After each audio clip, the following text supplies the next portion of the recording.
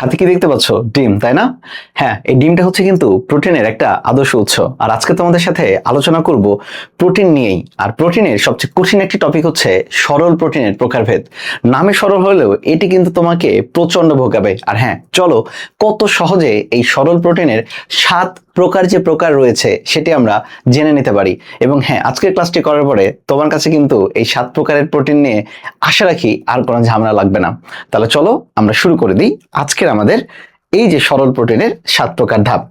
প্রথমে আমরা জানি আমাদের প্রোটিনটার কয়েকটা ভাগ রয়েছে, এর মধ্যে সরল প্রোটিনকে 7টি ভাগে ভাগ করা হয়েছে এবং আমরা এটি পড়বো মূলত জোড়ায় জোড়ায়, পড়লে যাতে করে আমাদের একটু সুবিধা হয়। প্রথমে দেখো লেখা রয়েছে অ্যালবুমিন এবং গ্লোবিউলিন, এরপরে লেখা রয়েছে 3 এবং 4 নাম্বার গ্লুটেলিন এবং প্রোলামিন, 5 এবং 6 নম্বরে লেখা রয়েছে হিস্টোন এবং প্রোটামিন এবং 7 নম্বরে লেখা রয়েছে স্ক্লেরোপ্রোটিন। স্ক্লেরোপ্রোটিনটা তুলনামূলকভাবে সহজ, কারণ স্ক্লেরোপ্রোটিন থাকে যে কোনো গাঠনিক শক্ত জায়গায়, হতে পারে সেটা আমাদের এই যে নেইল বেড, খুর, শিং, চুল, স্কিন ইত্যাদি জায়গায়। তো চলো পরে আমরা জানবো। এখন মূলত তোমাদের কিছু বেসিক জিনিস একটু আলোচনা করি। দেখো, অ্যালবুমিন এবং গ্লোবিউলিন এটি মূলত থাকে কোথায় বলতো? থাকে এই ডিমে। আমরা জানি ডিমের দুইটি অংশ, ভেতরের কুসুম অংশ এবং সাদা অংশ। সাদা অংশকে বলা হচ্ছে অ্যালবুমিন, আর ডিমের যে কুসুম তাকে বলা হচ্ছে গ্লোবিউলিন। কেন? কারণ অ্যালবা কথাটা থেকে এসেছে মূলত অ্যালবুমিন, এবং এই যে অ্যালবুমিন, যে অ্যালবা মানে কিন্তু সাদা। অ্যালবা মানে কি? সাদা। তাহলে ডিমের সাদা অংশকে আমরা কি বলবো বলতো? অ্যালবুমিন বলবো। আর ডিমের কুসুম অংশকে আমরা কি বলবো? গ্লোবিউলিন বলবো, তাই না? আচ্ছা, 2 নাম্বার ক্ষেত্রে একটু চলে আসে আর কি। দেখো, সেটি হচ্ছে আমরা এখন তাকাবো মূলত এই হিস্টোন এবং প্রোটামিনের দিকে একটু তাকাবো। আমরা আগে এই দুটা পড়ে ফেললাম, সাদা অংশ এবং কুসুম অংশ। এখন হিস্টোন এবং প্রোটামিনের দিকে যদি আমরা তাকাই, সাধারণত হিস্টোন কথাটা তোমরা শুনে থাকবে কোথায় জানো? ক্রোমোসোমে।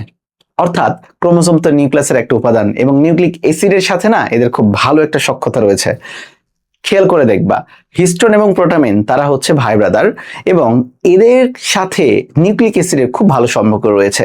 আর হ্যাঁ, যে কোনো ধরনের অ্যাসিড কিন্তু পানিতে দ্রবণীয়, শুধু একটা অ্যাসিড বাদে, সেটা হচ্ছে ফ্যাটি অ্যাসিড। তাহলে বলো তো, হিস্টোন এবং প্রোটামিন কোথায় থাকছে? নিউক্লিয়াসে। কোন অ্যাসিডের সাথে চলে? নিউক্লিক অ্যাসিডের সাথে চলে। নিউক্লিক অ্যাসিড মানে যে কোনো ধরনের অ্যাসিডই পানিতে কি? দ্রবণীয়। তাহলে অবশ্যই হিস্টোন এবং প্রোটামিন পানিতে কি বলতো? দ্রবণীয়। এখন আমরা আবারও একটু চলে আসবো এই ডিমে। এই ডিমের মাঝখানে তুমি চিন্তা করবা যে সাদা যে অংশটা, কি অংশ বলেছি বলতো? সাদা যে অংশটা, যেটাকে আমরা অ্যালবুমিন বলি, এই সাদা অংশটা তুমি চাইলে কিন্তু পানিতে একটু ঘুটলে দেখবা এটাও কিন্তু কি হয়ে গেছে? পানির সাথে কিন্তু দ্রবীভূত হয়ে গেছে। তাহলে পানির সাথে দ্রবীভূত যদি কথা আছে, তাহলে দেখো পানিতে দ্রবণীয়তা মানে কারা কারা দ্রবণীয়? এদের ক্ষেত্রে দ্রবণীয় হবে কে জানো? অ্যালবুমিন দ্রবণীয় হবে। হিস্টোন যেহেতু নিউক্লিক অ্যাসিডের সাথে সম্পৃক্ত, অ্যাসিড মানে দ্রবণীয়, এটি দ্রবণীয় হবে। এবং প্রোটামিন একসাথে থাকে, সেটিও হবে কি? দ্রবণীয়। অর্থাৎ পানিতে দ্রবণীয় হচ্ছে অ্যালবুমিন, হিস্টোন এবং প্রোটামিন। সহজে আমি একটা ল্যাপটপে এই ক্লাসটা রেকর্ড করছি, সেটির নামটি হচ্ছে, ধরে রাখো, এইচপি ল্যাপটপ। তাহলে এইচপি, এইচ মানে হিস্টোন, পি মানে প্রোটামিন এবং এ ফর কি? অ্যালবুমিন। অর্থাৎ এখানে আমরা মনে রাখতে পারি কি জানো? এখানে আমরা মনে রাখতে পারি একটা সহজ জিনিস দিয়ে, সেটি হচ্ছে AHP। আবারও বলো কি? AHP। এ মানে কি? অ্যালবুমিন, পানিতে দ্রবণীয়।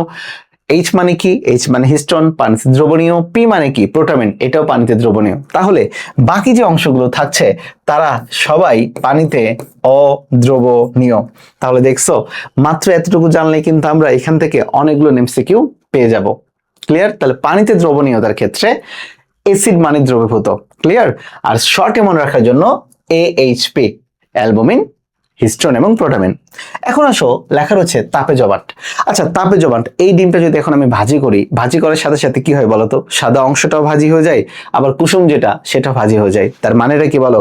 এই ডিমের অ্যালবুমিন এবং গ্লোবিউলিন যাই থাক না কেন, সেটা কিন্তু তাপে ভাজি হয়ে যায়, মানে কি? জমান বাঁধে।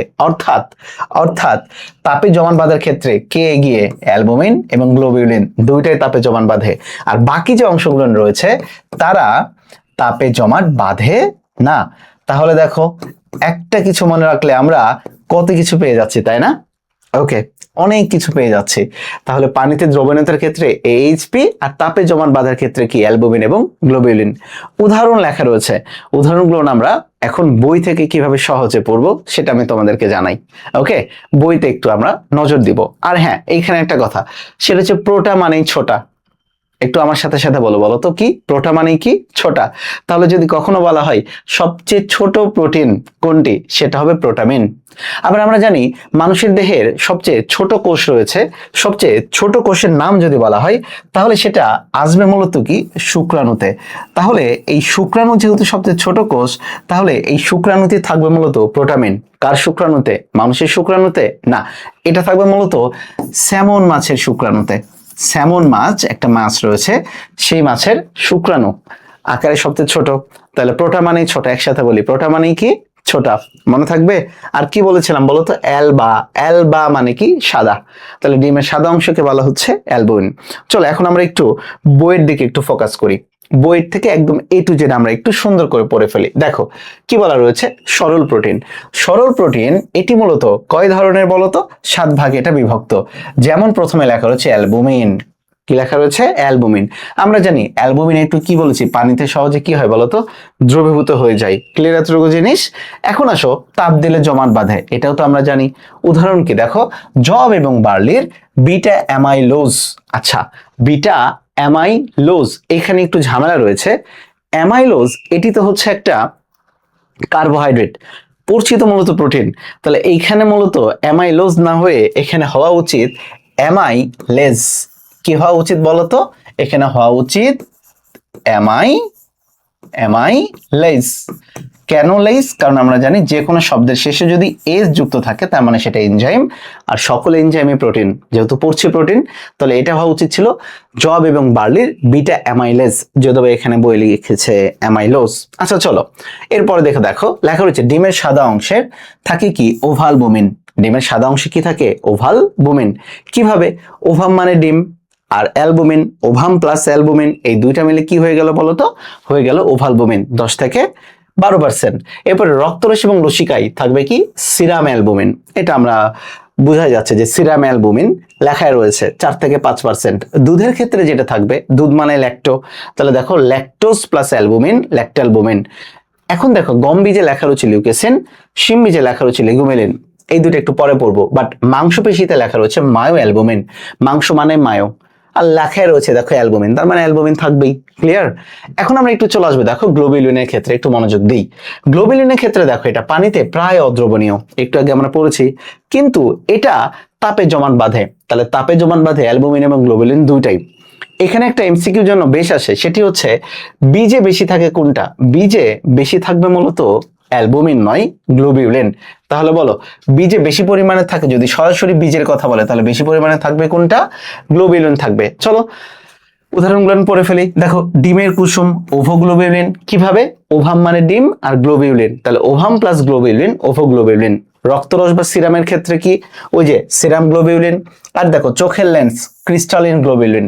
চোখের লেন্স, লেন্স মানে তো ক্রিস্টাল, তাই না? তার মানে দেখো ক্রিস্টালিন গ্লোবিউলিন। তারপরে দেখো মাংসপেশিতে মায়োসিন। মায়ো মানে কি? মায়ো মানে হচ্ছে মাংস, মায়োসিন গ্লোবিউলিন, এটাও একদম সহজ বোঝা যাচ্ছে। চলো আসি এরপরে দেখো কি পাট, শন, তুলা ইত্যাদির ক্ষেত্রে এন্ডেস্টিন। এরপরে দেখো মটর বীজে লেগুলিন, এটা একটু পরে পড়বো। চীনা বাদাম চিনচিন, এরাচিন, ওই যে আছে না বুক চিনচিন করছে হাই, তো এরাচিন চীনা বাদাম। আর আলু তো একটা কাণ্ড, যার উদাহরণ হচ্ছে টিউবার, এই জন্য আলুতে থাকে মূলত টিউবেরিন। আলুতে থাকে মূলত কি? টিউবেরিন। তাহলে আমি যে কয়েকটা অংশ পড়লাম না সেটা একটু মনে রাখা একটু ট্রাই করি আর কি। কিভাবে? যারা তোমরা ঢাকাতে থাকো তাহলে তোমরা দেখবা যে ফার্ম গেট থেকে নিউ মার্কেটে লেগুনায় করে আসতে হয় বা বিভিন্ন জায়গাতে, তাহলে লেগুনা তো চলে মটরে, তাই না? তাহলে মনে রাখবা এইভাবে যে মটর বীজে লেগুনা, মটর বীজে লেগুনা মানে মটর বীজে লেগুলিন।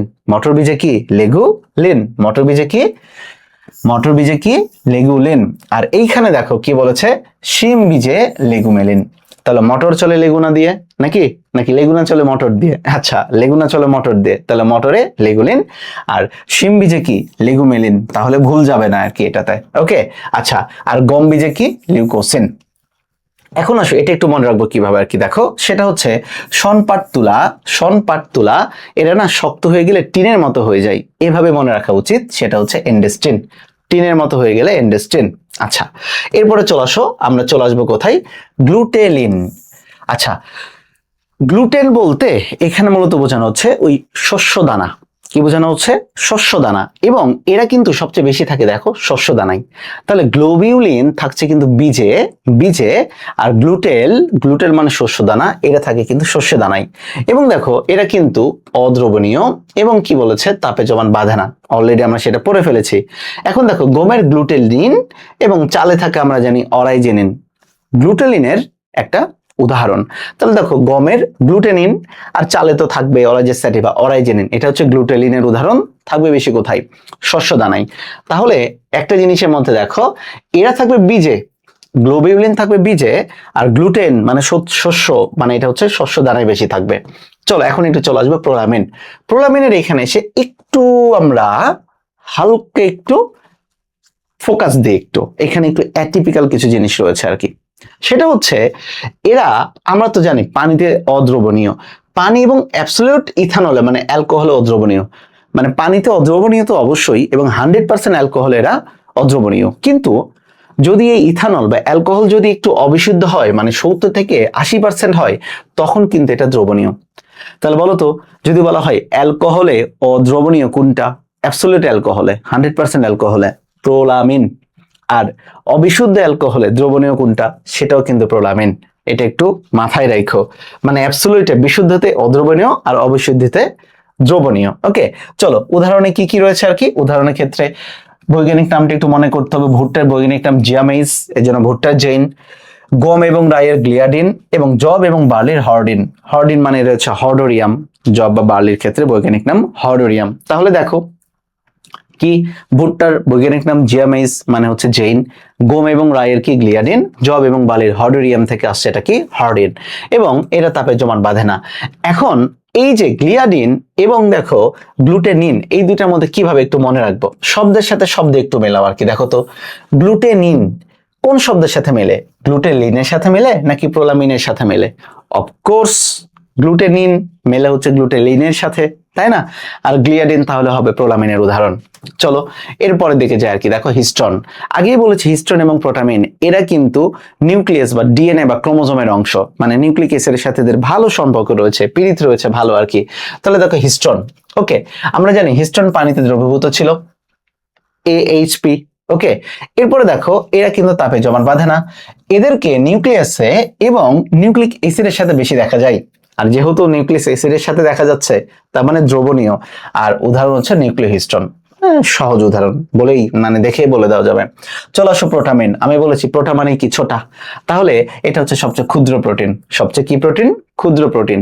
এছাড়াও দেখো এইখানে কিছু জিনিস থাকে না, কিছু জিনিস থাকে না, সেটার জন্য মনে রাখতে হয় এসটিটি। কি বলেছি? এসটিটি। এস মানে সালফার, টি মানে টাইরোসিন, আর টি মানে ট্রিপ্টোফেন। তাহলে এখানে থাকে না কি কি বলতো? এস টি টি এখানে থাকে না, কিছু জিনিস থাকে না। কিভাবে মনে রাখবো? যেহেতু প্রোটামিন, প্রোটা মানে ছোটা, ছোট জিনিসে তো সবকিছু ফিচার থাকবে না, কিছু ফিচার তো অনুপস্থিত থাকবে। তাহলে কি কি? সালফার, টাইরোসিন এবং ট্রিপ্টোফেন থাকবে না। ক্লিয়ার এতটুকু জিনিস এটাতে? আর এদেরকে কোথায় পাওয়া যায়? সেম জিনিস, নিউক্লিয়াস এবং নিউক্লিক অ্যাসিডের সাথে এদেরকে দেখা যায়। এরাও তাপে জমাট বাঁধে না, আমরা জানি, ওই ছক থেকে পড়ে ফেলেছি। এখন এদের পাওয়া যায় কোথায়? স্যামন মাছের শুক্রাণুতে সালমিন নামক প্রোটামিন থাকে, সবচেয়ে ছোট্ট স্যামন মাছের শুক্রাণুতে। চলো আসি স্ক্লেরোপ্রোটিন। স্ক্লেরোপ্রোটিন মানে বাইরে কোনো শক্ত আবরণ হতে পারে, অলরেডি বলা হয়েছে আর কি, তাই না? দেখো যেমন কি বলা হয়েছে, শিং, নখ, খুর এবং চুলে থাকে কেরাটিন, চামড়ায় থাকে কোলাজেন, হাড়ে, টেন্ডনে মূলত এ ধরনের কি থাকে? প্রোটিন থাকে। তাহলে দেখো কত সহজে আমাদের এই সরল প্রোটিন, যতই কঠিন হোক, এভাবে যদি তুমি একটু পড়ো, দেখবে তোমার কাছে অনেক সহজ লাগবে। তো সবাই ভালো থেকো, আর এরকম ভিডিও পেতে আমাদের ইউটিউব চ্যানেলে সাবস্ক্রাইব করে দিয়ে রেখো। আল্লাহ হাফেজ।